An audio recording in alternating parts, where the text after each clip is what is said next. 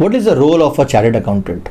किसको chartered accountant का course करना चाहिए, परस्यू करना चाहिए, और किस स्टूडेंट को नहीं करना चाहिए?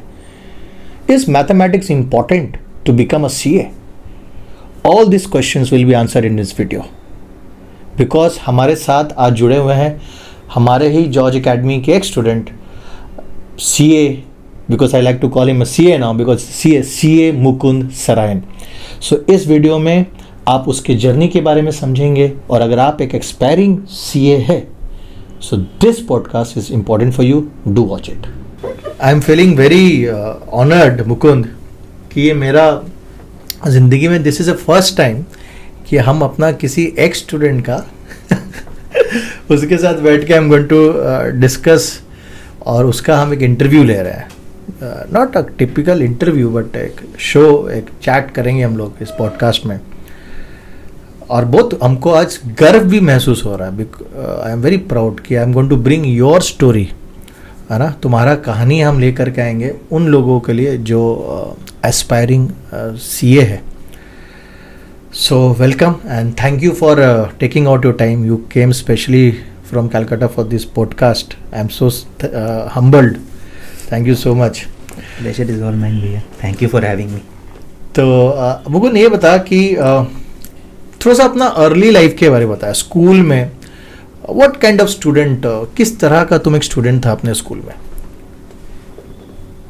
I used to get decent marks above average actually throughout, but I wasn't someone who studied for like 365 days a year. I was mostly focused on the last 2 or 3 months. उस time पे ज़्यादा focus आ जाता था. बाकी time पे आई use to focus only उन subjects पे जिसमें मेरे को इंटरेस्ट आ रहा है. मैथमेटिक्स हो गया, अकाउंटेंसी हो गया, इकोनॉमिक्स, क्योंकि ये सब में नंबर्स हैं, थोड़े लॉजिकल सब्जेक्ट्स मेरे को ज़्यादा लगते थे ये. तो उस पर मैं पूरे टाइम फोकस कर लेता था. बट जो थियोरेटिकल सब्जेक्ट्स हो गए, कमर्शियल स्टडीज होता था, ये सब था, वो सब के लिए मेरे को लास्ट 1, 2, 3 मंथ्स पे ज़्यादा एक होता था कि इस टाइम पे मैं फोकस कर लूँगा, मैं पास होना है इसमें. वैसा माइंडसेट हमेशा रहता था थ्रू आउट. बट 11-12 में आकर थोड़ा चेंज हुआ. मेरे को समझ आया कि नहीं, सब्जेक्ट्स का अंडरस्टैंडिंग ज़्यादा डेवलप करने से बोर्ड्स में ज़्यादा अच्छा इम्पैक्ट आएगा. मेरा वहाँ पे एक माइंडसेट चेंज हो गया कि मुझे इस कॉलेज में जाना है, ये करना है, तो वहाँ के लिए मैथ्स इंपॉर्टेंट है, तो मैथ्स पे फोकस करना है, सब कुछ. फिर 11 and 12 बस कंसिस्टेंट कि स्टार्टिंग से एंड तक थोड़ा एफर्ट्स डलते गया. सी, जहाँ तक हमको तुम्हारा मेमोरीज है, 2018 में तुम 12 दिया और यू स्टडीड 4 years, 9, 10, 11, 12. हमको याद है 9, 10, 11, 12 में पढ़ा. और first time in the history of academy किसी ने इकोनॉमिक्स में 100/100.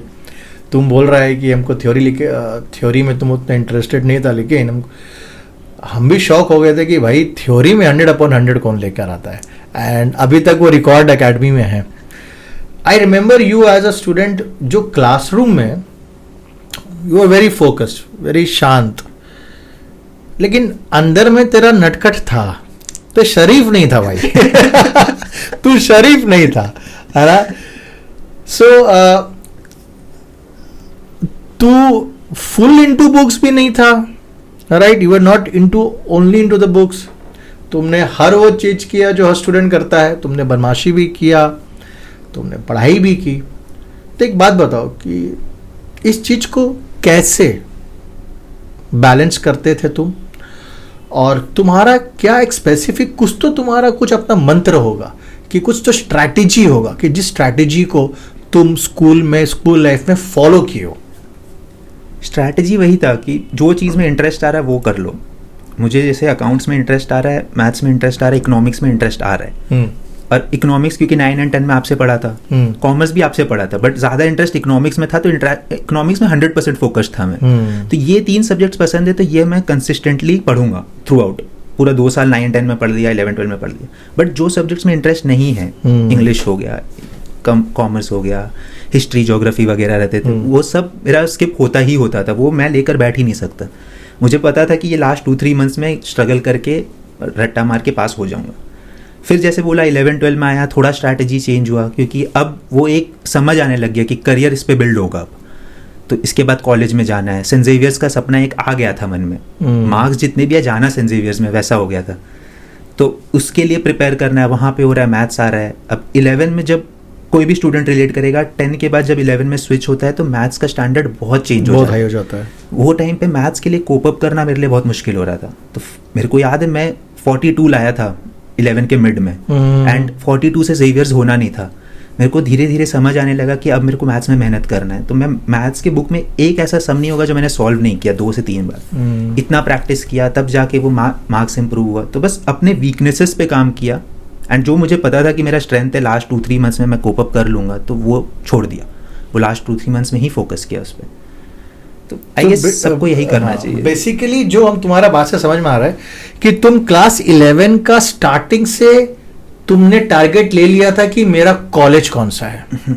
ये आज का जनरेशन में अभी भी बहुत लोगों में हम देखते हैं प्रॉब्लम होता है। They are not clear about what they want to do, and they also not clear at least कि भाई कौन सा कॉलेज में एडमिशन लेना है। तो तुम्हारा स्ट्रैटेजी शुरू से क्लियर था कि हमको सेंट जेवियर्स कलकत्ता में लेना है। जैसे कि तुम बोला कि 11 में मेरा 42 आया फर्स्ट टाइम में, सो 42 स्कोर करने के बाद तुमको समझ में आ गया कि 42 is not going to help you in getting Saint Xavier's. अगर तुम्हारा वो सेंट जेवियर कॉलेज वाला ड्रीम नहीं होता, टारगेट नहीं होता, तो शायद तुम उस पर काम नहीं करता। सो it is very important to keep your target, set your target right from the beginning of your class 11. Yes. वो क्लैरिटी रहने से ना एक मोटिवेशन, सेल्फ मोटिवेशन मिल ही जाता है कि अब इसके बाद मेरे को करना पड़ेगा, और एल्स जो मेरा ड्रीम है, जो मेरा फोकस है, वो चल जाएगा। सो वो हेल्प किया मुझे। When did you decided that you want to become a CA? ये कभी कोई सोचा हुआ नहीं था मेरा। मैंने 12 का रिजल्ट्स आया, घर पे सब थे, सब पूछ रहे थे करना क्या है। वो उस टाइम पे एक पैनिक किया, मैंने देखा सब सीए करने का बात कर रहे हैं, मैंने भी सीए बोल दिया। सीए क्या करता है क्या नहीं करता है पता नहीं था, वही नाम से पता है चार्टर्ड अकाउंटेंट, अकाउंट्स रिलेटेड कुछ होगा। अकाउंट्स में ऐसे भी अच्छे मार्क्स आ रहे थे, अच्छा जा रहा था, समझ आ रहा था सब कुछ। तो मैंने यही सोचा कि कर लेते हैं। फिर जब एंटर किया तब समझ आया कि अच्छा this is not just accounts, this is not just law audit, this is something different, इसमें सब कुछ है। Okay, so you were not decided, तुम डिसाइड करके नहीं रखा था कि हमको सीए बनना है, शुरू से नहीं था। जैसे 11 में तुम्हारा फोकस था कि सेंट जेवियर कॉलेज में जाना है, उस तरह का डिसीजन तुमने स्ट्रैटेजी नहीं बनाया था कि हमको सीए बनना है। तो जब सीए जर्नी में तुम घुसा, एंट्री मारा, वो कौन सा पॉइंट था, जंक्चर था, जब तुमको समझ में आया कि ये मैंने डिसीजन सही लिया है, I actually want to become a CA now? When did you felt that? Did you ever felt that you want to become a CA? Yeah, this came later. I mean, पहले 3 stages होते हैं CA में। तो पहला foundation था, वो clear किया। उसके बाद भी वैसा कुछ लगा नहीं, फिर लगा कि चलो नेक्स्ट स्टेप इज इंटरमीडिएट। वो जब क्लियर हुआ, वो एक जो 1.5 मंथ तक स्लीपलेस एकदम पढ़ रहा हूँ, वो करने के बाद जब समझ आया कि अच्छा दिस इज, यहाँ पे है बहुत नॉलेज है, बहुत स्कोप है, ये कर सकते हैं। आर्टिकलशिप स्टार्ट होने के बाद जब actually we work under a chartered accountant, तब रियलाइज़ होता है कि ठीक है, यहाँ पे it's not just about theory जो हम लोग पढ़ते आए हैं, सिर्फ अकाउंट्स नहीं है, बट बहुत कुछ है जो एक चार्टर्ड अकाउंटेंट पे डिपेंडेंट है। लोग बिलीव करते हैं, रिलाई कर लेते हैं कि हाँ ठीक है ये बोल रहा है तो सही होगा। वो एक रिस्पेक्ट की वजह से मेरे को भी लगा हाँ ये तो करना है अब। एंड फिर वो मज़ा आने लगा काम एंड पढ़ाई। That is more important. That is more important. You started enjoying that. एक टीचर का बहुत बड़ा रोल होता है एक स्टूडेंट के लाइफ में, है ना, अलग अलग रोल प्ले करता है एक teacher.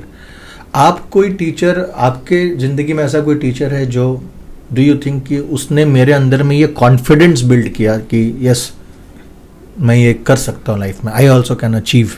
Do you have any role model, any idol person, और कोई ऐसा टीचर या कोई भी इंसान जो है जो आपका लाइफ में इन्फ्लुएंस किया हो? टीचर वाइज भैया एक आप, क्योंकि 9 तक में मेरे को था कि चलो पढ़ रहा हूँ एग्ज़ाम मोटिव के लिए पढ़ रहा हूँ।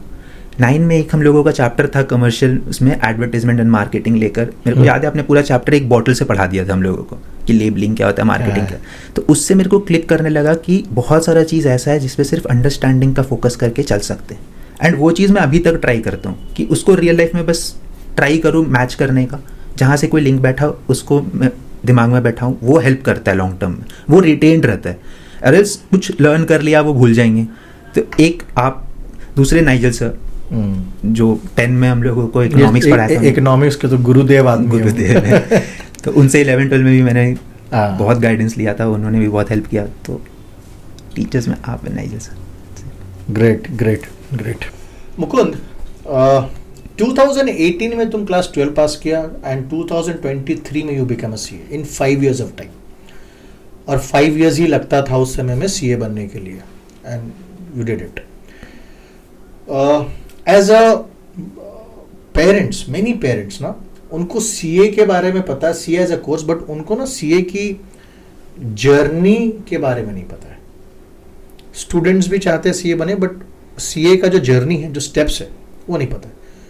तो can you briefly explain that अभी जो प्रेजेंट सिनेरियो है उसमें एक सीए फाइनल तक का क्या क्या स्टेजेस है? Okay, so after clearing the 12 exams, one can appear for the foundation, which is the first level of examination. उसके लिए students can register before class 10 also, but वो provisional registration होता है. For appearing for the foundation exam, वो 12 clear हो जाना चाहिए वो student. Foundation exams में 4 पेपर रहेंगे, accounts, maths, economics and law. ये 4 पेपर के बाद अब इसके बाद इंटरमीडिएट आता है. फाउंडेशन टू इंटरमीडिएट के बीच में 9 months का एक पीरियड रहता है. ओके, पहला फाउंडेशन एग्जाम कब होता है? 12 के बाद आप कभी भी दे सकते हो, तो अभी 3 बार होता है ये. अच्छा, जो बच्चे अभी 2026 में बोर्ड एग्जाम दिए हैं, उनका पहला फाउंडेशन एग्जाम कब होगा? 4 महीने का स्टडी प्रिपरेशन होना चाहिए. 4 महीने का तो वो मई में शायद दे सकते हैं. मई में दे सकते हैं अगर उन्होंने पहले रजिस्टर कर लिया है. अच्छा, अगर उन्होंने रजिस्टर नहीं किया तो रजिस्ट्रेशन के बाद 4 महीने का ड्यूरेशन होगा. Okay, minimum. So there is a criteria कि रजिस्ट्रेशन से मिनिमम आपका 4 महीने का गैप होना चाहिए. यस, तभी आप दे सकते हो. तो पहला फाउंडेशन एग्जाम हो गया मई महीना में. उसके बाद मई के बाद you can appear for intermediate. 6 papers होंगे, वो उसमें 9 months का स्टडी गैप होता है, तो वो अप्रोक्सीमेटली चल जाता है, 1 साल हो जाता है उसमें, क्योंकि रिजल्ट्स आएगा फिर रजिस्टर करेंगे. तो वो 12 months ऑलमोस्ट चल जाता है. वहाँ पे 6 पेपर्स रहेंगे, 6 पेपर होगा. एंड देन उसके बाद फाइनल्स होगा. इंटरमीडिएट एंड फाइनल्स के बीच में 2 years का प्रैक्टिकल एक्सपीरियंस होता है, आर्टिकलशिप या फिर articleship and industrial training. Articleship is for 2 years, जिसमें एक सीए फर्म में 2 years काम करेंगे एक चार्टर्ड अकाउंटेंट के अंडर. और एल्स उसके साथ हम लोग इंडस्ट्रियल ट्रेनिंग कर सकते हैं, जिसमें एक रियल वर्ल्ड कॉर्पोरेट वर्ल्ड में जा सकते हैं हम लोग, जैसे ITC, HUL, आदित्य बिरला, ऐसे बड़े कंपनीज में हम कोई एक प्रोफेशनल के अंडर में ही रहेंगे. वहाँ पे एक्चुअली प्रॉब्लम सॉल्व करेंगे, पार्टिसिपेट करेंगे. तो वो एक वहाँ पे एक ब्रिज मिल जाता है अपने को कि जो अपने पढ़ रहे हैं उसका एप्लीकेशन रियल वर्ल्ड में कैसा हो रहा है. फिर फाइनल एग्जामिनेशंस, अगेन 6 पेपर्स रहेंगे उसमें, एंड देन वो क्लियर हो गया.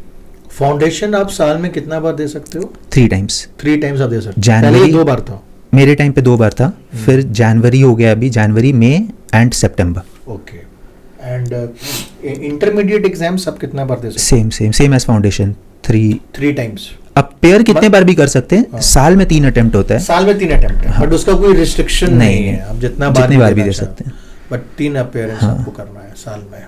और उसमें ग्रुप्स पे भी डिवाइडेड होते हैं क्या? हाँ, intermediate is divided in 2 groups. 6 papers है जैसे, तो 3+3.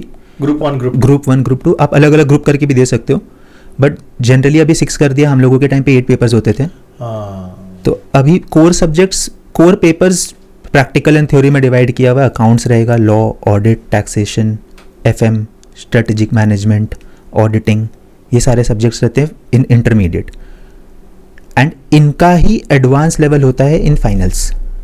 ओके, सो फाइनल्स में भी जाएंगे, अकाउंटेंसी रहेगा, financial management, auditing, taxation, law अभी हट गया है. लॉ पूरा का पूरा सिलेबस आई गेस इंटरमीडिएट में ये लोग शिफ्ट कर दिए हैं अभी. बट फाइनल्स में भी ऑलमोस्ट सेम लेवल ऑफ रहता है, बट स्टैंडर्ड हाई हो जाता है. एंड उस टाइम पे actually preparation is not just classes. वो 9 months इंटरमीडिएट में हम लोगों को मिलता है, बट फाइनल्स में जाने के बाद it's articleship plus classes plus self study. So per day you're working as much as your boss is, 10 to 8, 9, I don't know how much.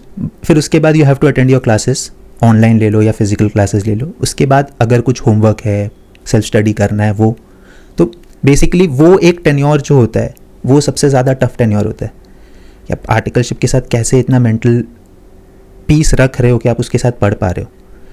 And फिर एग्ज़ाम से पहले एक स्टडी लीव मिल जाता है 6 months के अप्रॉक्स का. 6 months rigorous study and then exams. कितना घंटा एक सीए का स्टूडेंट को पढ़ना चाहिए? तुम कितना घंटा पढ़ता था? आवर्स पे फोकस नहीं किया, कभी नहीं किया. आवर्स पे फोकस करने से बेटर है सिलेबस पे फोकस करें कि आज का टारगेट क्या है. मैं क्या करता था कि जैसे फॉर एग्जांपल एक सब्जेक्ट है, अब वो सब्जेक्ट का मैंने एक ड्यूरेशन सेट कर लिया कि 15 days में मुझे ये ख़त्म करना है. ना 15 days में करना है तो चैप्टर वाइज एक डेज एलोकेट कर दिया कि ये चैप्टर चलो छोटा है, हाफ डे में हो जाएगा, ये चैप्टर बड़ा है, इसमें 2 दिन लगेगा, डेज एलोकेट कर दिया, एंड टारगेट वही है कि इतने देर में ये ख़त्म करना है। हो गया तो ठीक है, नहीं हुआ तो एक्सटेंड करना पड़ेगा, एक्सटेंड करेंगे। इन केस नहीं हो पाता है तो वो 15 days is like a target for me, but वो 15 डेज कैन गो टू 18, 20, वो बफर्स रखना पड़ता है, वो प्लान करते टाइम आ जाता है। But never focus on the hours, focus on the quality of the sitting and how much you can study in that sitting, that's better. Good, so nice thing that घंटों पे आप कितना समय दोगे पर दिन, उस पे फोकस करने से अच्छा है कि आप कितना टास्क कंप्लीट करोगे, उस पे फोकस करो। So you have to set a target for yourself कि आज मैं ये इतना टॉपिक्स कंप्लीट करूंगा, रादर देन सेइंग कि आज मैं 3 घंटा बैठ के पढ़ूंगा। हाँ, एक्चुअली अगर आप कोई टारगेट सेट कर रहे हो, वो अचीव कर ले रहे हो, तो आपको भी वो स्मॉल विन से एक मोटिवेशन मिलेगा कि ठीक है, next day you will sit with that same energy कि आज भी कर दूंगा। तो that really helps in motivating ourselves. हम लोग सुनते थे, अब भी सुनते कि सीए बनने के लिए सीए के जर्नी में बहुत सारे सैक्रिफाइसेस करने पड़ता है। तुम क्या क्या सैक्रिफाइसेस किया? सोशल लाइफ, सोशल लाइफ नहीं रहता है जनरली। आर्टिकलशिप के टाइम पे you can go partying and all, but last 6 months जो मिलते हैं स्टडी लीव, उस टाइम पे सब छूट जाता है धीरे धीरे। उस टाइम पे ये मेंटालिटी अपने आप डेवलप हो जाती है कि those who actually care about you, वो लोग को फ़र्क नहीं पड़ेगा if you are attending their anniversary और अ बर्थडे, वो लोग रहेंगे उसके बाद भी। बट उस टाइम पे आपके लिए वो 2 आवर्स में भी वेरी वेरी वेरी कॉस्टली। आपको एग्ज़ाम के टाइम पे वो एक रिग्रेट हो सकता है कि वहाँ पे 2 घंटे पढ़ लेता तो यहाँ 2 घंटे ज़्यादा सो पाता। So social life is the biggest sacrifice that anybody can make. Very nicely said that कि जो अपने हैं उनका तुम एनिवर्सरी बर्थडे अटेंड करो भी ना, नहीं भी करोगे तो दे विल अंडरस्टैंड कि अगला का सीए का एग्ज़ाम चल रहा है, दे विल नॉट माइंड नहीं करेंगे वो लोग। सही है, और वो समय अपना पढ़ाई पे देना चाहिए। सही बात है। क्योंकि हम लोग ना हमेशा सुनते हैं कि बहुत सारे बच्चे होते हैं सीए में तो एंट्री तो कर लेते हैं, बट वो जर्नी को सस्टेन नहीं कर पाते। What kept you motivated? तुम कितना ऐसे कैसे था मोटिवेटेड कि 5 साल तक तुम कंसिस्टेंटली इस जर्नी में रहा और इस जर्नी से तुम भागा नहीं?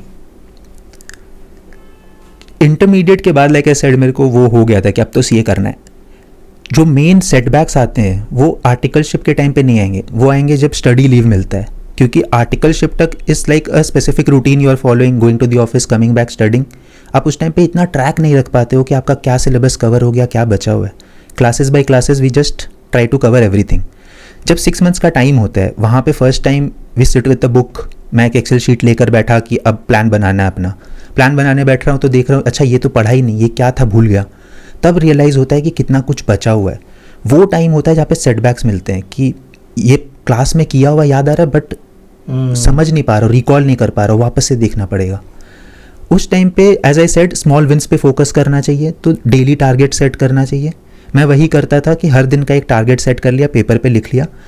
The happiness and the motivation that we get at the end of the day when we strike that through कि अब ये हो गया, अब इसको नहीं देखना है, दैट केप्ट मी मोटिवेटेड कि ठीक है आज का अचीव कर लिया, कल भी करना है, परसों भी करना है। How much time did you used to spend on social media? Starting के 3-4 मंथ्स रखा था, लास्ट 2 मंथ्स एकदम डिलीट कर दिया था। सोशल मीडिया नथिंग, पूरा डिलीट। सिर्फ व्हाट्सएप था कि कुछ फ्रेंड्स के साथ अगर कुछ डाउट्स क्लियर करना है इसके लिए। इंस्टा फेसबुक वगैरह ये सब छोड़ना पड़ेगा। सब छोड़ना, ऐसा नहीं है छोड़ देना पड़ेगा, बट टाइमिंग के लिए हाँ सही टाइम पे हर चीज़ होना चाहिए। आपका टाइमिंग गलत हो जाता है वहाँ पे लोगों का कि वो एग्जाम्स के टाइम पे भी स्क्रॉल कर रहे हैं, वो स्क्रॉल समझ नहीं आता है। 1 मिनट का रील 10 देखेंगे 10 मिनट चल जाता है, हम लोगों को वो रियलाइज़ नहीं होता है। तो टाइमिंग इम्पॉर्टेंट है। सही बात है। सीए का प्रोफेशन को सबसे ज़्यादा चैलेंजिंग क्या बनाता है? Why do people say that CA is a very challenging course? Endurance नहीं होते हैं। आई मीन कितने लोग हैं जो लास्ट में जाकर गिव अप कर देते हैं। सबके मन में आएगा जब 3-4 मंथ्स आप सिर्फ बुक्स देख रहे हो, कुछ नहीं, कहीं जाना नहीं लगा है, कुछ किसी से बात नहीं कर पा रहे ज़्यादा, कोई सोशल लाइफ नहीं है, वहाँ पे लगता है कि फंस गया, जल्दी ख़त्म हो। लास्ट पेपर्स का जो टाइम होता है वहाँ पे लगता है पढ़ने का मोटिवेशन नहीं आता है, क्योंकि 6 पेपर बैठ गया था मैं, 7वें पेपर में लग रहा है अब कैसे पढूं, थक गया, नींद पूरे नहीं हो रहे। 18 आवर्स एग्ज़ाम टाइम पे तो there is no count of sleep. आप 2 घंटे सो रहे हो, 3 घंटे सो रहे हो, कुछ नहीं पता. यू जस्ट हैव टू मेरे हाथ में बुक रहता था, मैं बुक के साथ ही खाना खा रहा हूँ, बुक बंद किया, सोने चला गया. सोने जा रहा हूँ तो my parents use to stay awake आधे से आधे टाइम पे. दे यूज टू, मेरी मम्मी रात में 4 बार उठती थी देखने के लिए कि ये सो गया, कितने बजे सोया है, इसको कितने बजे उठना रहता है. वो उस टाइम पे उठा देती थी. अगर वो देख रही है कि मैं पढ़ रहा हूँ कॉन्स्टेंटली, तो वो उस टाइम पे भी उठ के मैंने देखा है, वो उठकर देख रही है, वो कॉफ़ी के लिए पूछ रही है. तो इट्स नॉट जस्ट अबाउट जो हम लोग कर रहे हैं, हमारे पेरेंट्स का भी बहुत बड़ा कॉन्ट्रीब्यूशन होता है इसमें. Very true. इसी पे हम आ रहे थे कि पेरेंट्स का सपोर्ट आपको तो आपके लिए पेरेंट्स का सपोर्ट कितना इम्पोर्टेंट था आपका जर्नी में? थ्रू आउट इम्पॉर्टेंट था. Like from the beginning of my academic, मैंने जैसे क्लास 8 में तो कॉमर्स इकोनॉमिक्स कुछ रहते नहीं थे. उस टाइम पे सिर्फ साइंस रहता था 6-7 में. मेरे साइंस में बहुत अच्छे मार्क्स आ रहे हैं, 90+ आ रहे हैं हर एग्जाम्स में. माई पेरेंट्स वाले तुम तो साइंस लेगा. मैंने उस टाइम पे जब स्विच किया, my parents were shocked, but they didn't tell me कि नहीं साइंस लेके करो. दे ओनली आस्क्ड मी तुमको करना क्या है. आई सेड कॉमर्स लेना है. दे वर लाइक ठीक है, we are there to back you. Commerce लेकर पढ़ा, 11-12 किया. सीए के लिए उन्होंने कभी सुना ही नहीं था मेरे मुंह से कि मेरे को सीए करना है. अचानक से गया, मैं बोला सीए करूँगा. उन्होंने पूछा करना क्या है, मैंने सीए बोला, वो एक बार में मान गए. एग्ज़ाम्स के लिए अपेयर कर रहा हूँ. रिजल्ट्स के टाइम पे my mom was very worried कि अगर बाई चांस इसका क्लियर नहीं हुआ, कि she saw me working hard, उनको लगा अगर इसका क्लियर नहीं हुआ तो ये इसके लिए बहुत बड़ा सेटबैक होगा. वो रिजल्ट के दिन मुझे कॉल करके बोल रही हैं कि अगर नहीं निकला कोई बात नहीं है, फिर से दे देना, एक और अटैम्प्ट दे देंगे. तो अब वहाँ पे समझ आता है कि पेरेंट्स को वो कंसर्न हमेशा रहता है, बट वो जिस वे में आपको मोटिवेट कर सकते हैं, वो मोटिवेशन हम लोगों को हो सकता है जर्नी के टाइम पे नहीं समझ आए, बट उसके बाद समझ आता है कि हर समय वो लोग खड़े थे. They never dictated my life, they were always there to back me, they were there to guide me. क्या करना है नहीं बताएंगे, कैसे करना चाहिए, क्या अप्रोच लेना चाहिए, क्या बेटर होगा, उस चीज़ के लिए हमेशा. Very rightly said Mukund, that I think this should be, ये जो हमारे पॉडकास्ट सुन रहे पेरेंट्स के लिए इंपॉर्टेंट है. You said you were scoring 90% and above in science, but still you deviated from science stream and you came to commerce. हमारे यहाँ पे एक जनरल पैटर्न है कि जिस सब्जेक्ट में आप स्कोर अच्छा कर रहे हो उसी पे करियर बनाओ, राइट? और इसमें पेरेंट्स भी बहुत फोर्स करते हैं. But you are saying that your parents never dictated you. That's a very, I think you are blessed to have such a wonderful parent. Absolutely. कि बेटा को देख रहा है 90% अबव लाते हुए साइंस में, है ना. बंगाल में तो वो कल्चर है, आसनसोल में भी हमारा वो कल्चर है, भैया साइंस लेके पढ़ना है. एंड आपने वो हिम्मत दिखाया साइंस छोड़ करके कॉमर्स में, because that was your interest, and your parent stood by you. So I think you are very blessed and I think they must be very proud now. अभी उनका क्या है मम्मी पापा का? पापा से तुम्हारा मिले हुए बहुत दिन हो गया. हमको याद है यहाँ पे तो तुम्हारे पापा ही आते थे एकेडमी प्रोग्राम वगैरह में भी. How is he now? अभी कैसा है? अभी बढ़िया. So you must be very happy. Yeah, they were very happy जब रिजल्ट आया तो they were very happy. Like I said, my mom was concerned in the morning, but results आया उसके बाद she was like, मैं था नहीं actually, घर पे नहीं था, मैं कैलकाटा में था, my parents were here. मैंने रिजल्ट देखा, रिजल्ट देखते सबसे पहले मैं इंटर्नशिप कर रहा था उस टाइम पे. सारा काम वाम छोड़ के मैं रिजल्ट्स का स्क्रीन को रिफ्रेश किए जा रहा हूँ. रिजल्ट्स देखा, मैं फ़ोन उठाया, बाहर भाग गया, मम्मी को कॉल किया. My mom was very happy, उन्होंने सबको कॉल कर दिया कि सीए हो गया. फिर मैं पापा को कॉल कर रहा हूँ, पापा का फ़ोन बिजी आ रहा है, क्यों? मम्मी कॉल कर रही है उनको. तो एक एक करके सबके फिर कॉल्स आने लगे. पेरेंट्स के लिए बहुत प्राउड मोमेंट था. मैं फिर लीव लेकर घर आया कि घर पे रहना है मेरे को. सो दैट वो फीलिंग कैसा होता है भाई जब तेरे को finally you clear the CA और अब you from Mukund Sarayan you become a CA Mukund Sarayan? वो फीलिंग क्या है? Share that feeling. Actually CA Mukund Sarayan is okay, but वो जो रिजल्ट आता है 5 years ऑफ हार्ड वर्क, क्योंकि आर्टिकलशिप उसके साथ पढ़ाई करना, स्लीपलेस हो जाता है आदमी कि कुछ नहीं बचता है. फिर सैटरडे संडेज मिलते हैं, उसमें फ्रेंड्स के साथ बाहर जाना है, पार्टी करना है, कुछ भी करना है, सब छोड़ नहीं सकते. सारे social life if you are giving up for 3 years, वो 3 years के बाद क्या होगा फिर? That personality is gonna go down. So वो 3 years तक ऐसा नहीं कर सकते कि सिर्फ पढ़ रहे हैं, आर्टिकलशिप कर रहे हैं. Everything should continue. तो उसके बाद जब ये क्लियर होता है, एक सेटिस्फैक्शन मिलता है कि सारा हार्डवर्क का रिजल्ट आ गया. अब वो चीज़ वापस नहीं करना है. अब people are gonna recognize me on the basis of this result कि हाँ, he has cleared the one of the toughest exam of the country. So वो एक प्राउड मोमेंट होता है. What is the passing percentage now of CA in India में? 10% to 12%. 10 to 12% है. Yeah, That's very less. very less. तुम्हारे लिए एक CA जो बच्चे CA बनना चाहते हैं, CA बनने के लिए इम्पोर्टेंट क्वालिटीज क्या है? इंटेलिजेंस, आपको बहुत बुद्धिमान होना पड़ेगा, कि डिसिप्लिन जरूरी है, या पेशेंस जरूरी है? What do you think among this? What is a more important skill that you need to have? Consistency. Consistency. Consistency is gonna beat the intelligent people. I mean, because Yes. intelligence ऐसा नहीं है कि intelligence से anybody can clear the exam. Consistent Consistency रहना is going पड़ेगा. to beat Intelligence. intelligence. Discipline भी ज़रूरी है, but I won't say that because I was never a disciplined student. Consistency रहा है एग्ज़ाम्स के लिए प्रिपेयर करने के लिए. जैसे मैंने बोला 11 के बाद कंसिस्टेंसी बिल्ड करने लगा, बट डिसिप्लिन कभी बिल्ड नहीं हो पाया. बट वो एट अ लेटर स्टेज समझ आने लगता है कि वो भी होता तो एक्सेप्शनल हो जाता कुछ. So for you, Consistency is very important. Consistency matters. Mukund, जो पेरेंट्स के बच्चे सीए करना चाह रहे हैं, जैसे कि आपने कहा कि आपका भी पेरेंट्स के लिए भी, उनके लिए भी एक जर्नी था. What advice would you like to give those parents जिनका बच्चे सीए के लिए परस्यू करना चाह रहे हैं? आई मीन, अगर स्टूडेंट कोई बच्चा करना चाह रहा है तो I don't think their parent will interfere वैसे, क्योंकि unless and until he is determined, he knows about the course, nobody would jump into CA just like that. कुछ तो आइडिया होगा कि क्या होने वाला है, एंड मे बी इस वीडियो के बाद हो जाएगा कि CA is gonna be a tough course. But ऐसा नहीं है कि पेरेंट्स इंटरफेयर करते होंगे, बट पेरेंट्स का भी अपना आउटलुक है कि नहीं, this is not that good for you, this might be better. But may be trust, like my parents showed 100% trust in me. तुमको जो करना है करो, वेयर विथ यू. तो आई गेस वो मेरे लिए बहुत अच्छा था. बाकी पेरेंट्स का अपना आउटलुक होता है कि उनके हिसाब से उनके बच्चे के लिए क्या बेटर है. Students want to go for a CA, then it's their job to convince their parents. I mean, अपने पेरेंट्स को कन्विंस करो कि हाँ सीए करना है, मेरे को इंटरेस्ट है, मुझे इंटरेस्ट है, बट बाद में don't back out from it. Emotional support and academic pressure, because CA जब कर रहे हो तो एकेडमिक प्रेशर तो काफ़ी रहता है, तो उस प्रेशर को हैंडल करने के लिए आई think you need a emotional support, and the best source of emotional support is your parents. So as you have already discussed कि you have got tremendous amount of emotional support. कभी ऐसा आपको लगा कि you are losing confidence in yourself? अब तुमको कभी ऐसा महसूस हुआ कि यार you self doubted yourself? ऐसा कभी हुआ? ये पूरे सेल्फ प्रिपरेशन टाइम पे होगा. ये हमेशा होते आया था मेरे साथ. इंटरमीडिएट में भी हुआ, फाइनल में भी हुआ.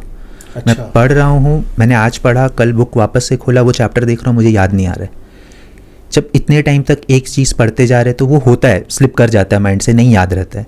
उस टाइम पे इतना डाउट होता था कि ये आज हो रहा है, कल पढ़ा था आज हो रहा है, अब डायरेक्ट एग्ज़ाम से पहले पढ़ने वाला हूँ, तब नहीं रिटेन हुआ. तो उस टाइम पे बैठ गया, सिर पकड़ के बैठ गया कि कैसे करूँ, क्या करूँ.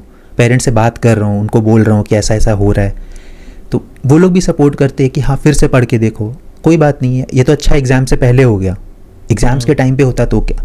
सो आई गेस वो एक सपोर्ट पेरेंट्स जो देते हैं एग्ज़ाम के लास्ट 6 months में, वो बहुत मैटर करता है. So emotional support is actually, it's gonna help you curb that academic pressure. Because that you need it. या बिकॉज यही अगर आपको घर से सपोर्ट नहीं मिला, बहुत मुश्किल होता है. तब फिर तो मुश्किल हो जाएगा, है ना. अगर घर से प्रेशर रहा कि आपको जल्दी पैर में खड़ा होना है, डू समथिंग, जल्दी से करो, इतना समय क्या लग रहा है, राइट, ये तो होते हैं. सी आपके केस में आपने 5 साल में निकाल लिया जो टाइम पीरियड चाहिए, आपने उसी लगभग वही टाइम में आपने निकाल लिया. बहुत सारे स्टूडेंट तो 6 साल 7 साल दे रहे हैं, और उसमें फिर फैमिली प्रेशर भी आना शुरू हो जाता है. तो उसमें वो इमोशनल सपोर्ट होना ज़रूरी है. कभी कभी ना पेरेंट्स मिस्टेक्स करते हैं अननोइंगली, जानबूझ के नहीं, बट अनजाने में बच्चों से पेरेंट्स से गलती हो जाती है, and they push their children to a wrong direction, right. In your case your parents give that liberty to you, कि भाई तेरे को जो करना है कर. पेरेंट्स के लिए how parents should communicate with the children कि उनको पता चले कि मेरा बच्चा क्या करना चाहता है, वो बच्चे का नैक को पकड़ना. बिकॉज तुम्हारा पेरेंट जिसे तुम्हारे साथ किया, तो क्या सजेशन देना चाहोगे तुम इसमें पेरेंट्स को, क्या बोलना चाहोगे? मेरे पेरेंट्स क्या कर रहे थे कि मेरे को इनिशियली एकेडमिक्स मेरे को समझ नहीं आता था. मुझे था कि बस पास होने के लिए पढ़ रहा हूँ. So my father used to teach me at that time. He used to ask me questions every day कि जो आज पढ़ा है उसका, he used to take my notebook and उसमें से क्वेश्चंस पूछते थे, आंसर करो. नहीं कर पा रहा हो तो वो गुस्सा होते थे. मेरे को लेटेस्ट स्टेजेस में रियलाइज़ हुआ 6-7 में गया कि नहीं, academics is my responsibility until I am started earning for my family. तो उस टाइम पे जब रियलाइज़ हुआ देन आई न्यू कि ठीक है, I have to focus on academics. And फिर पेरेंट्स के साथ जब ये चीज़ को लेकर क्लैरिटी हो गया कि ही इज़ रिस्पॉन्सिबल इनफ कि वो अपना मार्क्स का ध्यान खुद रखेगा. So we should, my parents were like we are gonna be there for you, तुमको जो चूज़ करना है तुम वो करो. सो वो क्लैरिटी खुद भी देना पड़ता है अपने पेरेंट्स को कि या आई एम रिस्पॉन्सिबल इनफ. अब आप लोग ये टेंशन मत लो कि मैं मार्क्स लाऊंगा नहीं लाऊंगा, पढ़ाई पे ध्यान दे रहा हूँ नहीं दे रहा हूँ, मैं कर लूँगा, आप लोग बस हेल्प करो मेरे को. मेरे पेरेंट्स वही किए थ्रू आउट मेरे साथ कि तुमको जो करना है करो. And I think that is the that is much more important to me than this degree I say. अच्छा एक बात बता, जस्ट आउट ऑफ क्यूरियोसिटी, बहुत सुने हम कि सीए वगैरह जब का तैयारी होता है तो भैया रिलेशनशिप में नहीं होना चाहिए. तुम था किसी रिलेशनशिप में? बता दो. ऐसा कुछ नहीं है, अगर लोगों के सही पार्टनर्स हैं तो फिर ठीक है. पार्टनर को भी सीए होना जरूरी है क्या? अब वो पार्टनर पे डिपेंड करता है. आई थिंक मेरे पेरेंट्स मेरे को नहीं बोले तो कोई पार्टनर किसी को कैसे बोल सकता है. हाँ वही बात है. नहीं बोलता ना कि भाई ये सब कोर्स में मैंने मोटिवेटेड, मतलब डिस्ट्रैक्शन नहीं होना चाहिए लाइफ में. टाइमिंग इंपॉर्टेंट होता है, लाइक आई सेड कि आपका टाइमिंग क्या है डिस्ट्रैक्शन का. If you are getting distracted throughout कोई बात नहीं है, जब राइट टाइम आया उस टाइम पे distraction shouldn't be there. So what advice would you give to the aspiring CA? क्या करना है?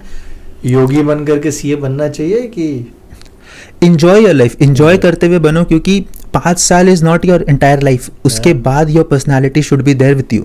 उसके बाद if you don't have a social life, उसके बाद if you are not going out, you have left Instagram for example. Instagram छोड़ दिया, Snapchat छोड़ दिया, सब छोड़ दिया, कोई सेंस नहीं है उस चीज़ का, क्योंकि actually you will just exhaust your self and के टाइम पे. कि 3 मंथ्स के लास्ट में लगेगा कि ये क्या कर रहा हूँ, कुछ भी नहीं कर रहा हूँ, बस पढ़ रहा हूँ. एंड वो उस टाइम पे एक्चुअली सेल्फ डाउट्स भी आते हैं. So keep enjoying your life. तब वो 3 months 6 months won't be that heavy for you कि ठीक है अभी बस पढ़ लेता हूँ, फिर उसके बाद वापस back to normal. So don't give up a social life, don't give up everything, but उसको रेगुलेट करो. हाँ, लाइक आई सेड टाइमिंग सबसे ज़्यादा इंपॉर्टेंट है हर चीज़ का. Timing is important. Yes. What is the role of a CA? It's not defined to a specific sphere. Like CA पढ़ने के बाद you have multiple opportunities you can get into. You can get into corporate accounts में जा सकते हैं, financial planning में जा सकते हैं. You can get into a firm audit, legal compliances, due diligence. Scope बहुत सारे हैं, but उसके साथ आपका क्या mindset है, क्या skill set है, वो depend करता है. If you are too much into auditing and then you think like getting into something core finance, then that's gonna be difficult. But CA के साथ you have an opportunity, you can explore multiple fields and then choose and specialize into that. Okay. So if a student is wanting to become a CA, what is the criteria? या ऐसा बोल सकते हैं कि इसको just change the question. किसको CA करना चाहिए? Who should do the CA? Who can be patient enough? Okay. 5 साल if I have to study without any results, I will study. क्योंकि वो 5 years you're not getting any recognition. वहाँ पे सिर्फ यही हो रहा है, CA कर रहा है. When you clear the exam, then it is like, yeah, you are a chartered accountant now. But उससे पहले you're just a student. So you can't look for results. 12 में मार्क्स आता है, पूरे स्कूल में बात हो जाता है. यहाँ पे इंटरमीडिएट वगैरह में पास होते हैं, इंटर क्लियर हो गया, but you're not a CA yet. So if you're looking for, if you have that patience in you, if you can keep that mental stability for 5 years, if you can be mentally strong and focus on your study and keep that dream alive ki yes I have to clear this exam, then you should pursue it. Okay, academically अगर हम बात करें तो academically कौन से students को CA करना चाहिए? से फॉर एग्जांपल एकेडमिकली, मतलब मेरा कहने का मतलब ये हो रहा है कि अगर एक स्टूडेंट अकाउंट्स में 60-70 ऑन एन एवरेज लेकर के आ रहा है, क्या वो सीए बनने के लिए सोच सकता है? सोच सकते हैं। साइंस के बैकग्राउंड्स वाले भी सीए क्लियर करते हैं। 11-12 जिन्होंने साइंस लिया उनको देखा है मैंने सीए क्लियर करते हुए। ओके, सो अकाउंटेंसी में 60-70 आई से मार्क्स डिफाइन नहीं करते, माइंडसेट ज़्यादा डिफाइन करता है कि आपको अंडरस्टैंडिंग कितना है उस चीज़ का, वो ज़्यादा मैटर करेगा लॉन्ग रन में, एंड इवेंचुअली रिजल्ट्स में भी दिखेगा वो चीज़। तो सीए बनने के लिए, तुम्हारे हिसाब से सीए बनने के लिए एक स्टूडेंट को, कॉमर्स स्टूडेंट को कौन कौन से सब्जेक्ट्स में फोकस रखना चाहिए? किसका कॉन्सेप्ट स्ट्रांग होना चाहिए? कौन से सब्जेक्ट्स का? ऐसे अकाउंट्स स्ट्रांग होना चाहिए। अकाउंट स्ट्रांग होना चाहिए क्योंकि अकाउंट्स में बेसिकली हम लोगों का एक तो वो जर्नल एंट्रीज, वो एक्चुअली प्रोफेशनल लाइफ में भी काम आता है। हम लोग अभी भी अगर किसी चीज़ के बारे में सोचते हैं तो हम लोग उसको अकाउंटिंग वे में अगर सोचने जाते हैं तो जर्नल एंट्री के थ्रू ही सोचते हैं। सो वी सी कि वो पहला चैप्टर है अपना अकाउंट्स में, तो उसका कुछ पर्पस होगा, that is why it is the first chapter. So एक अकाउंटेंसी हो गया। दूसरा आई से मैथमेटिक्स में, बट नॉट एवरीथिंग, क्योंकि फाउंडेशन में देयर इज मैथमेटिक्स, बट एक basic understanding of numbers, basic grip of numbers, तो वो इम्पॉर्टेंट। बाकी I say it's not that important. Economics भी आता है सीए में, but it's just a theory part, it's not that उतना ज़्यादा इम्प्लीकेशंस एंड एप्लीकेशंस नहीं। ओके, बहुत लोगों का ना ये कॉन्सेप्ट है कि मैथ्स के बिना आप सीए नहीं कर सकते हो। कितना सच है ये बात? ऐसे बेसिक अंडरस्टैंडिंग होना चाहिए हर चीज़ का, कि आपको ग्रिप है नंबर्स में, आप नंबर से डरते नहीं हो। नंबर्स अगर पसंद है तो फिर बहुत अच्छा होता है, प्रोफेशनली बहुत अच्छा होने लग जाता है। एंड रिजल्ट वाइज फाउंडेशन में देयर इज मैथ्स, उसमें हर कुछ है मैथ्स रिलेटेड जो 11-12 में पढ़ रहे हैं अपने। देन उसके बाद वैसा कोर मैथमेटिक्स नहीं है, बट अगेन नंबर्स हर जगह दिखेंगे आपको, हर पेपर में नंबर्स रहेगा। सो वहाँ वो कंफर्टेबल होना चाहिए उस नंबर्स के साथ, क्या फटफट कैलकुलेट कर ले रहे हो, कुछ एडिशन करना आपको हर चीज़ के लिए कैलकुलेटर नहीं लेना पड़ रहा है। सो बेसिक चीज़। अगर एक बच्चा क्लास 11-12 में मैथ्स एज अ सब्जेक्ट नहीं रखा है, क्या वो फाउंडेशन एग्जाम में बैठ सकता है? यस, बैठ सकता है। और फाउंडेशन एग्जाम में जो मैथ्स आता है उसका कंटेंट सिलेबस कौन से लेवल का होता है? कौन से स्टैंडर्ड का मैथ्स होता है? 11-12 मोस्टली 11-12। और कितना मार्क्स का रहता है ये? 100 मार्क्स। 100 मार्क्स का आता है पूरा, और उसमें एक मिनिमम इतना कुछ स्कोर करना पड़ता है ना? हर पेपर में pass mark is 40 and on an aggregate it should be 50%। हर में 40 लाना ही है, यानी कि 100 में मैथ्स में आपको 40 नंबर लाना ही पड़ेगा, और ओवरऑल मिला के 50% लाना पड़ेगा। तो जो हमको तुम्हारा बात से समझ में आ रहा है मुकुंद, कि अगर एक बच्चा सीए करना चाह रहा है तो उसको कैलकुलेशंस और नंबर से प्यार होना चाहिए। हाँ, करेक्ट, इंटरेस्ट होना चाहिए। क्योंकि आप सोचोगे कि मैं थ्योरी सब्जेक्ट के दम पे सीए बनूंगा, this is not going to happen. हो जाता है, बट लोग कर लेते हैं, बट फिर वो मज़ा नहीं आएगा काम करने में। If you love numbers then numbers देखकर आपको इंटरेस्ट आएगा कि ठीक है, अब आपको काम करने में मज़ा आएगा, वो बर्डन नहीं लगेगा कि सीए करके भी अब ये कर रहा हूँ जिसमें मज़ा नहीं आ रहा है। सो दैट इज़ वेरी इंपॉर्टेंट। आपको इंटरेस्ट है अगर इन चीज़ों में, तो आपको सीए भी पसंद आएगा, unless and until you don't give up, that's it. So अगर हम सीए का सिलेबस के बारे में बात करें तो थ्योरी सब्जेक्ट्स है एंड प्रैक्टिकल सब्जेक्ट्स है, पूरा फाउंडेशन से हम बात कर रहे हैं फाइनल तक का। कितना प्रोपोर्शन प्रैक्टिकल सब्जेक्ट का वेटेज कितना प्रोपोर्शन में आप कितना परसेंट प्रैक्टिकल सब्जेक्ट्स है? I'll say 50-50. 50-50 है। सो 50% is practical and 50% is theory. Theory में आपका लॉ वगैरह आ जाता है, ऑडिटिंग वगैरह सब थ्योरी है, और प्रैक्टिकल में आपका एफएम आ गया, कॉर्पोरेट अकाउंटिंग आ गया, टैक्सेशन आ गया, ये सब पूरा आपका प्रैक्टिकल्स है।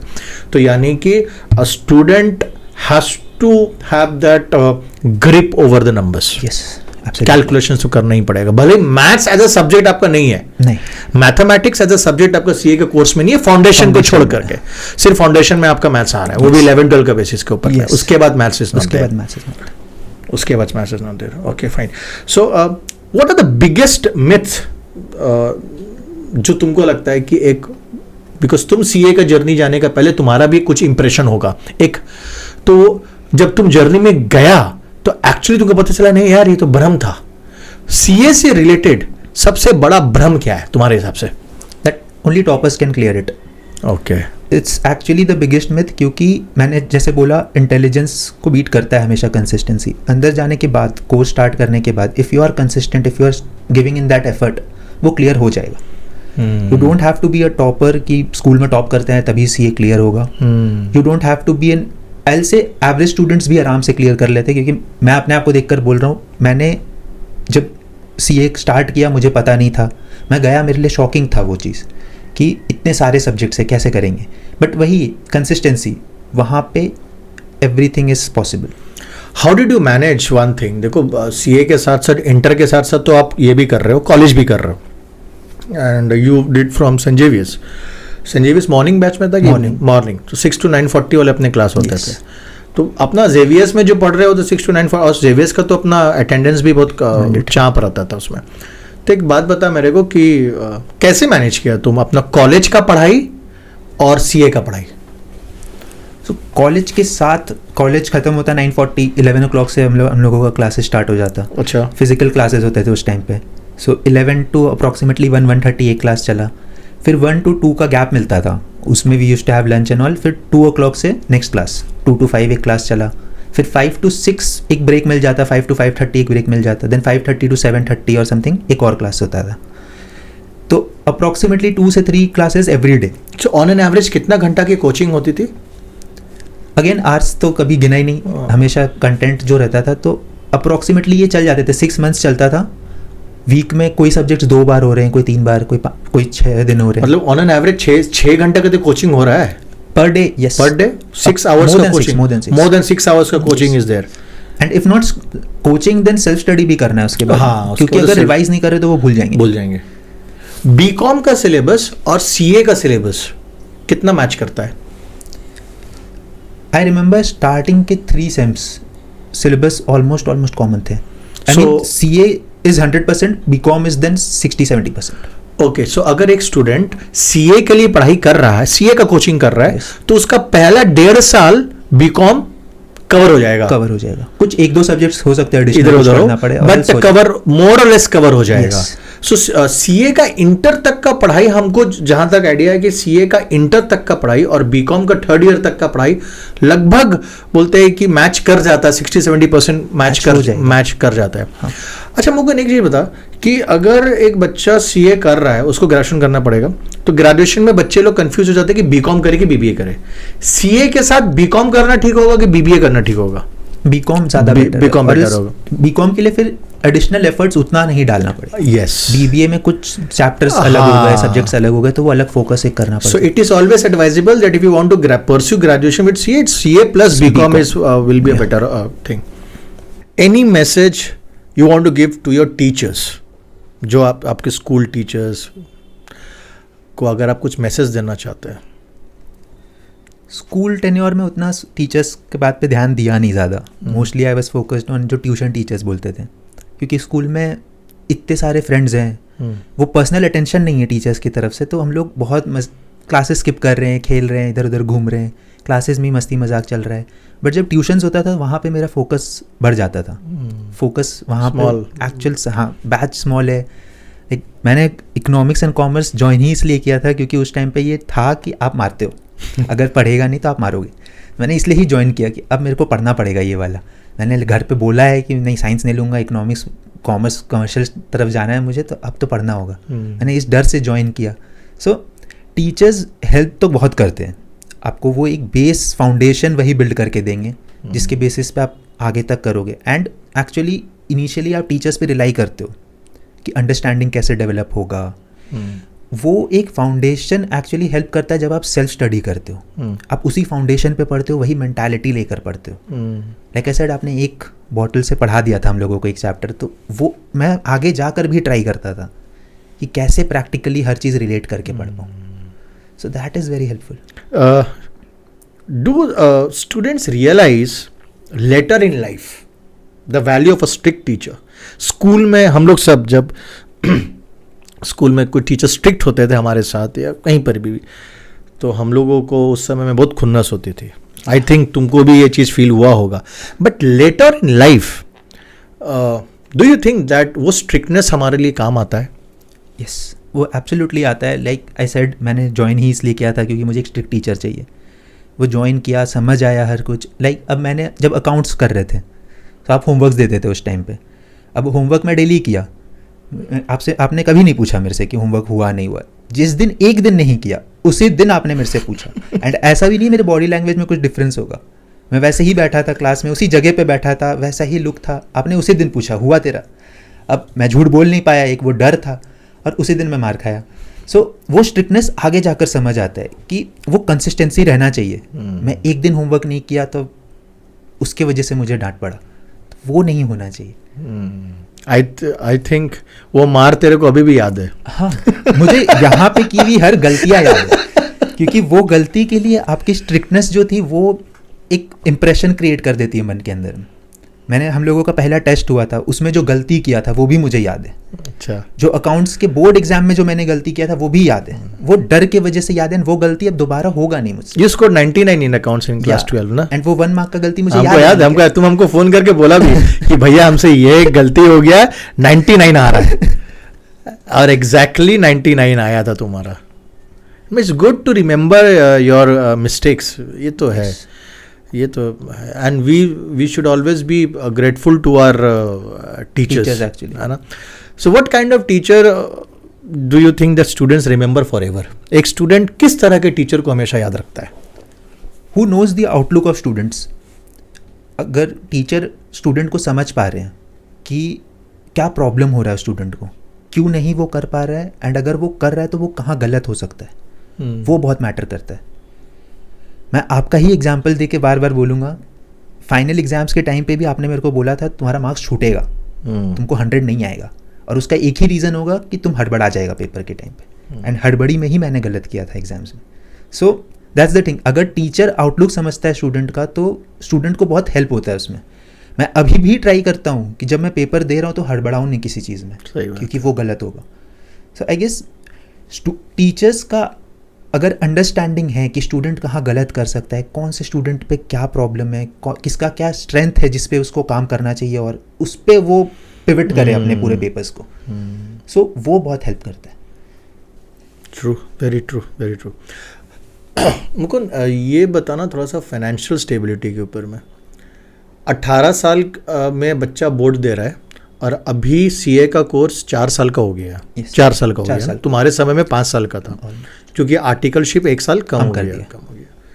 तो 4 साल, यानी कि एट द एज ऑफ 22 अगर एक स्टूडेंट वन शॉट में सारा एग्जाम्स निकाल रहे हैं, तो एक स्टूडेंट 22 साल की उम्र में सीए क्लियर करने के बाद वो फाइनेंशियली पैरों पे खड़ा हो जाएगा, स्टेबल हो जाएगा. How much a student can earn just after passing a CA? Minimum 10 to 12. Upside का कोई 10 to 12 lakhs पर एनम. यानी कि 22 साल की उम्र में सीए अगर आप कर लेते हो, सीए अगर एक एक शॉट में कर लिए, तो 22 साल की उम्र में आप आराम से क्लोज टू 10 से 12 लाख रुपया सालाना कमा सकते हो. एंड दैट टू आप बहुत जल्दी लाइफ में फिर सेटल भी हो जाते हो. हाँ, फिर उसके बाद बहुत स्कोप बचता है लाइफ में to upskill, and you know आपको जो स्पेशलाइजेशन करना है तो आप उस पर काम कर लो. क्योंकि आई डोंट थिंक कोई 28-29 से पहले सेटल करने का ज़्यादा सोचता है. सही बात है. सो यू हैव 6 years मोर. आप उस टाइम पे कोई भी चीज़ कर सकते हो, कोई एडिशनल कोर्सेज करने हैं, कोई एक पर्टिकुलर स्ट्रीम देखना है, एक्सप्लोर करना है, आपके पास अपॉर्चुनिटीज़ खुले हुए रहते हैं. One advice which you like to give to the aspiring CA? Try to stay consistent throughout, and discipline build करने का ट्राई करो. डिसिप्लिन जितना जल्दी बिल्ड हो जाता है उतना हेल्प करता है आगे जाकर भी इन योर प्रोफेशनल लाइफ. क्योंकि जॉब में एंटर करने के बाद लाइक आई सेड अपस्किल करने का हो सकता है किसी को, वहाँ पे फिर मुश्किल होने लगेगा. And CA actually teaches you that. Articleship के साथ if you are studying, then मतलब आप जॉब लाइफ भी देख रहे हो, पर्सनल लाइफ भी कर रहे हो, एंड अकेडमिकली भी प्रिपेयर कर रहे हो खुद को. So that will teach you. And वही चीज़, वो डिसिप्लिन जो बिल्ड होगा उसको try to continue throughout, and वो डिसिप्लिन ट्राई करो पहले बिल्ड हो जाए. ये इंपॉर्टेंट होता है कि सीए आप जब करते हो तो कितना परसेंटेज, क्या आपका मार्क्स का परसेंटेज रहा है, क्या वो करियर पे मैटर करता है क्या? इनिशियली जब आप जॉब लाइफ में एंटर करोगे देन एज मिल सकता है उससे. अगर आपका रैंक आ रहा है तो टॉप 50 इन इंडिया. हाँ, AIR 50 तक कैलकुलेट करते हैं यहाँ पे. तो अगर रैंक आ रहा है तो वो एक एज मिल जाएगा. कोई सब्जेक्ट्स में अगर अच्छे मार्क्स आ रहे हैं तो मे बी कुछ एज मिल जाए. बट लॉन्ग रन में if you are looking at a 10 year career, अब 10 year के बाद अगर आप मैच करने जाओगे, आई डोंट थिंक उतना बड़ा गैप होगा. सो फॉर यू मार्क्स और माइंडसेट? लेट नाइट स्टडी और early morning study? Early morning. What were you? Early morning, like आपने भी तो सेंटर्स खुलवाए हैं सुबह 6 बजे ठंड के टाइम पे. यस, आई रिमेंबर 6 बजे हम लोग को क्लास किए हैं हम लोग अकाउंट्स का. एंड बोर्ड्स के टाइम पे भी आप सुबह सुबह भैया को बोल देते थे कि सेंटर खोल देना, and used to come here study. जब बोर्ड्स का पहले जो गैप मिलता था. यस, ये ठीक है, good. So one more thing, one book which you like to suggest to the students जो पढ़ना चाहिए. Tools of the Titans. Tools of the Titans. Tools of the Titans. Yeah, it's really good book. Okay. इसमें आपको actually अपने mindset पे काम करने मिलेगा. यू विल अंडरस्टैंड कि ठीक है. Okay, so with the one thing we'd like to end, one biggest lesson that you have learned from your CA journey. Consistency and endurance. Endurance. Mental endurance बहुत important होता है. कोई भी exam हो, not just CA, through out ये चीज़ हमेशा important रहेगा. आप अगर मेंटली गिव अप कर रहे हो तो you are losing half of your focus. Okay. आप पढ़ने बैठे हुए आपका मन नहीं हो रहा है, आपको डर लगा हुआ अगले दिन क्या होने वाला है पेपर पे, सो आप वहाँ पे लूज़ कर रहे हो अपना फोकस, आप पढ़ाई नहीं कर पा रहे हो. CA में भी होगा ये चीज़, यू लूज़ फोकस. तो वहाँ पे मेंटल स्टेबिलिटी रखना, पीस रखना कि ठीक है, now it's my time to study, I study right now, I worry about tomorrow. So that is very important. Great. Once again, Mukund, I am very humbled that you came. और आपने एक बार में मेरा proposal offer invitation accept किया. And I think आज जो भी discussion हुआ है, जो भी हमारे एस्पायरिंग CA है उन लोगों के लिए काम आएगा. और एक बार I would like to invite you to speak to my class 12 students. So whenever when you come, एक बार अपने 12 के बच्चे से बात करते हैं. Right. Thank you so much Mukund. Thank you for joining. Thank you for having me भैया. अगर इस वीडियो से आपको कुछ भी फ़ायदा हुआ है और आपने कुछ भी सीखा है और आप चाहते हैं कि आगे भी हम लोग ऐसे ही वैल्यूबल कंटेंट पे वीडियो बनाएं, तो काइंडली हमारे चैनल को सब्सक्राइब करें.